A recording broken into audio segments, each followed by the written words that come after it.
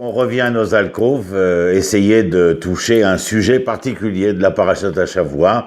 Cette semaine, avec la paracha de Béar, voici ce que j'ai pu relever, à mon avis, d'intéressant et qui nous concerne au plus haut point en ce moment. Dans la plupart des journaux, on peut lire régulièrement ô combien la récession économique engagée par les différents pouvoirs politiques est à double sens. Pour quelle raison? Eh bien, parce que dans un sens, elle appauvrit un peu plus les pauvres, mais surtout, comme vous le savez, elle enrichit d'autant plus les riches. Et depuis la crise financière de 2008, rien n'est plus sûr aujourd'hui que d'être riche pour le devenir encore plus. La législation sociale dans la paracha de Béar est intéressante. Nous sommes au chapitre 25 dans le livre de Vaïkra et cette paracha va énoncer un certain nombre de lois visant à corriger la tendance à l'inégalité radicale et croissante qui résulte du jeu, disons-le, de l'économie de marché. Qu'avons-nous dans cette paracha? L'année sabbatique, bien entendu, au cours de laquelle les dettes devront être libérées, les esclaves hébreux eux-mêmes libérés, la terre en jachère et ses produits qui ne devaient pas être récoltés appartenaient à tous à ce moment-là.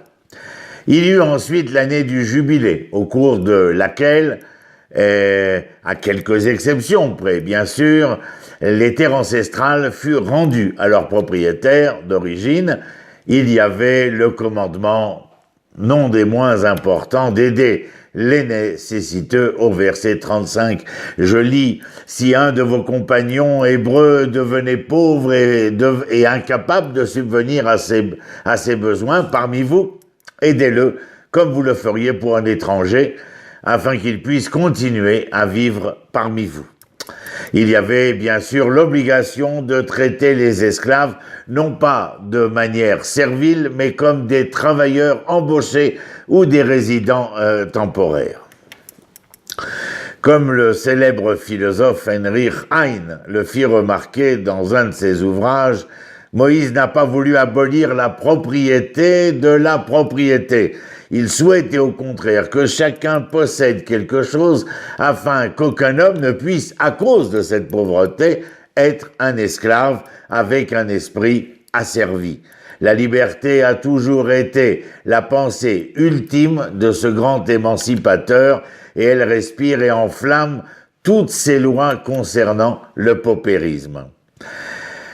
Me direz-vous, ces lois sont antiques. Elles ont pourtant inspiré maintes fois les personnes prises avec des problèmes, aux prises avec des problèmes de liberté, d'équité, de justice. Le verset à propos de l'année jubilaire où il est dit « Proclamer la liberté dans tous les pays et à tous ses habitants » au verset 10 est inscrit sur la cloche de la liberté à Philadelphie, étonnez-vous.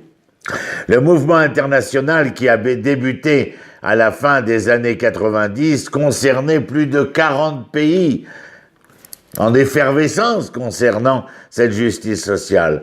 La campagne en faveur de l'annulation de la dette du tiers-monde s'appelait Jubilé 2000 et s'inspirait directement de notre paracha. L'approche de la Torah en matière de politique économique est inhabituelle.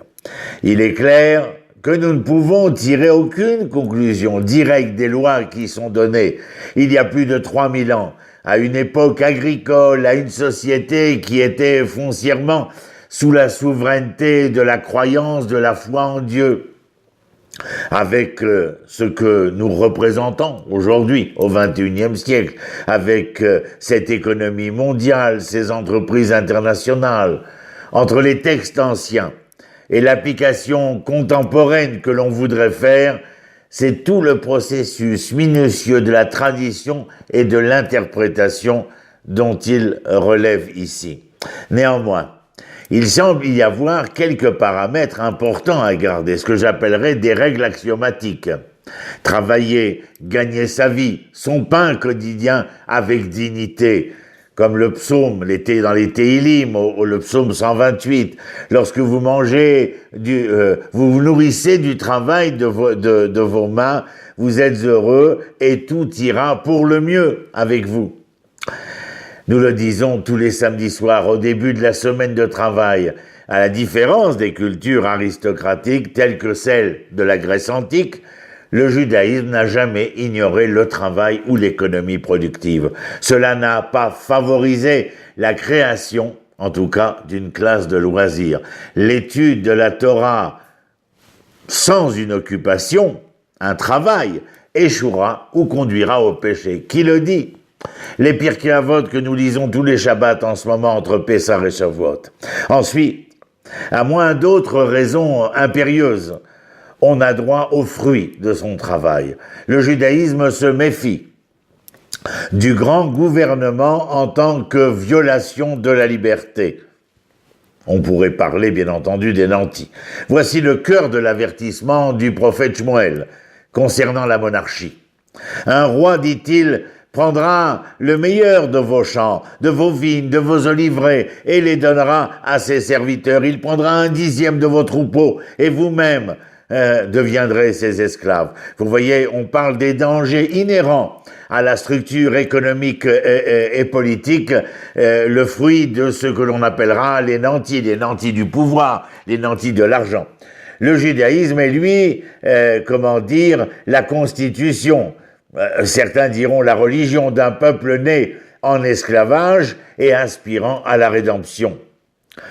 Et le grand saut qui sera réalisé, que nous avons commémoré il y a quelques semaines, notre sortie de l'esclavage, notre révolte contre l'indignité humaine.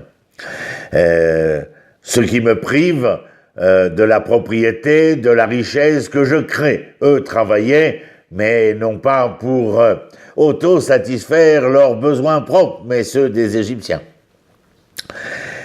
Au cœur du texte du Tanakh, de la Bible hébraïque, se trouve le Dieu qui cherche le libre culte des humains libres, et l'un des plus puissants moyens de défense de la liberté est la propriété, je dirais entre guillemets privée, en tant que fondement de l'indépendance économique, c'est-à-dire que nul ne soit redevable à autrui, mais qu'il puisse jouir du fruit de son labeur, de son salaire.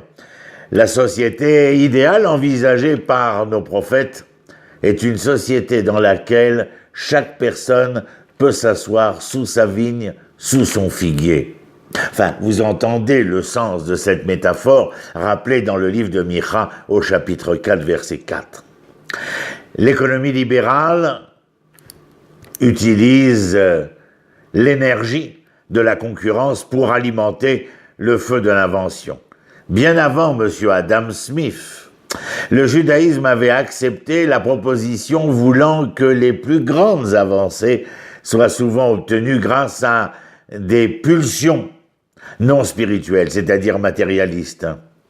J'ai vu, dit l'auteur de l'Ecclésiaste, Shlomo Ameler, que tous les travaux et toutes les réalisations découlent de l'envie de l'homme envers son prochain. Il y aurait presque une autodynamique. Ou comme le disent les sages dans le Talmud, si ce n'était pour le diable, personne ne construirait une maison, se marierait avec une femme, aurait des enfants, ne se lancerait pas dans les affaires. Le diable, bien entendu, ce n'est pas le diablotin. Il s'agit ici des Yetzarim, c'est-à-dire des pulsions qui sont intimement attachées à notre être. Les rabbins favorisent même le libre marché dans leur propre sphère de relations. Éducation, l'enseignement établi, ont-ils dit, ne pouvait pas s'opposer à la mise en concurrence d'un rival.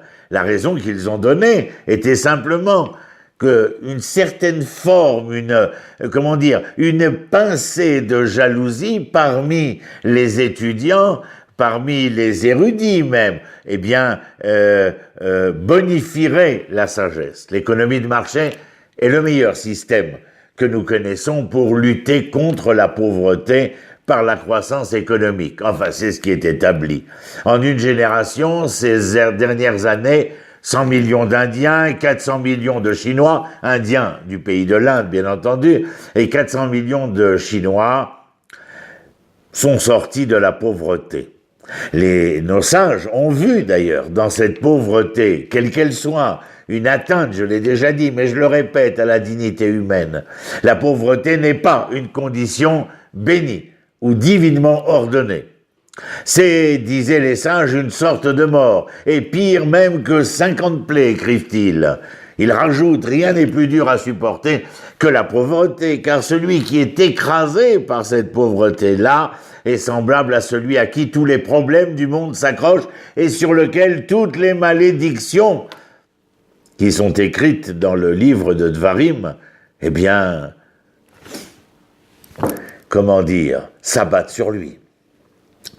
Si tous les autres problèmes étaient placés d'un côté et la pauvreté de l'autre, la pauvreté l'emporterait sur tous. Cependant, l'économie de marché produit mieux la richesse que ne la distribue. Équitablement, avec sagesse, avec parcimonie.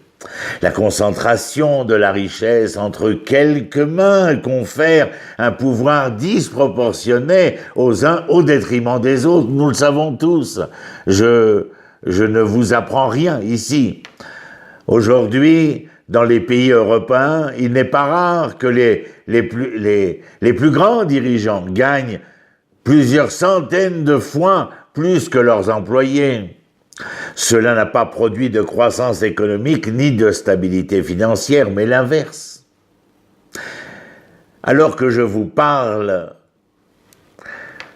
certains économistes publient, je dirais pas au quotidien, mais mois après mois, une critique de la déréglementation financière que les pouvoirs économiques ont introduit.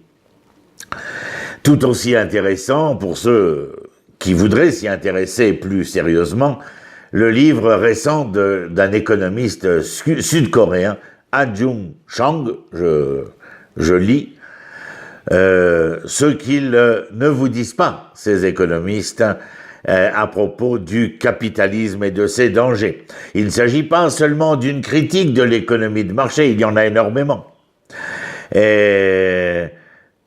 Qui, selon lui, reste en tout cas, au jour d'aujourd'hui, le meilleur moyen. Mais selon ses mots, il faut une réglementation et une direction prudente. Eh bien, dans le paracha de Béar, c'est là que nous trouvons en partie cette législation. Cela nous dit qu'un système économique doit exister dans un cadre moral. Il ne doit pas viser l'égalité économique, bien sûr, mais il doit respecter la dignité humaine. Personne ne devrait être emprisonné de manière permanente dans des chaînes, celle de la dette. Personne ne devrait être privé d'une participation à cette économie de marché. À l'époque biblique, avoir une part de la terre, dans ce monde agricole, avoir une part à la terre. Personne ne devrait être esclave de son employeur. Chacun a le droit, un jour sur 7, un an sur 7, de se détendre des pressions sans fin du travail. Enfin, rappelons-nous un peu ce que le monde peut devenir lorsqu'on a lu Orwell et 1984. Rien de tout cela ne signifie démanteler l'économie de marché, mais cela peut impliquer d'abord et avant tout une redistribution périodique. Au cœur des lois que nous lisons dans cette paracha de Béar se trouve une vision profondément humaine de la société. Aucun homme n'est un îlot isolé. Nous sommes responsables les uns des autres et sommes impliqués dans le destin de chacun. Ceux qui sont bénis par l'Éternel avec un plus ou un surplus, que ceux dont ils ont besoin, ceux qui sont dans le besoin, eh bien, devraient en tout cas pouvoir jouir un tant soit peu de ces dividendes-là, c'est-à-dire partager avec ceux qui ont moins. Je le dis, je le répète, vous me l'avez entendu dire, je ne veux pas que les riches soient moins riches, je veux d'abord et avant tout que les pauvres soient moins pauvres. Et je suis heureux de cette paracha. Chez Israël, ce n'est pas une affaire de charité, mais de justice. Rappelez-vous les manifestations en 2011 à Tel Aviv. Lo rotzim tzedaka, rotzim tzedek. Nous ne voulons pas l'aumône, nous voulons la justice. Les économies avancées ont aujourd'hui besoin de cet esprit pour ne pas voir la misère humaine et les troubles sociaux s'amplifier au point de déstabiliser. Personne ne l'a mieux dit que Isaïe dans le premier chapitre de son livre qui porte son nom. Chercher la justice, encourager ceux qui sont opprimés, c'est-à-dire les aider, défendre la cause des orphelins, pas simplement orphelins de père et de mère, orphelins de la possibilité d'être et de devenir, plaider le cas de la veuve, pas simplement parce que son mari est parti, est décédé, mais parce que la veuve est celle-ci qui serait laissée pour compte. L'humanité n'a pas été créée pour servir les marchés d'abord. Les marchés ont été créés pour servir l'image de l'Éternel, de Dieu, dans notre humanité. À vous, à moi, à nous de jouer. Je vous souhaite le mieux et le meilleur pour ce Shabbat et dans la lecture de cette paracha. Shalom, shalom. À très bientôt. On se retrouve dans les alcôves du Tanakh. Leitaot.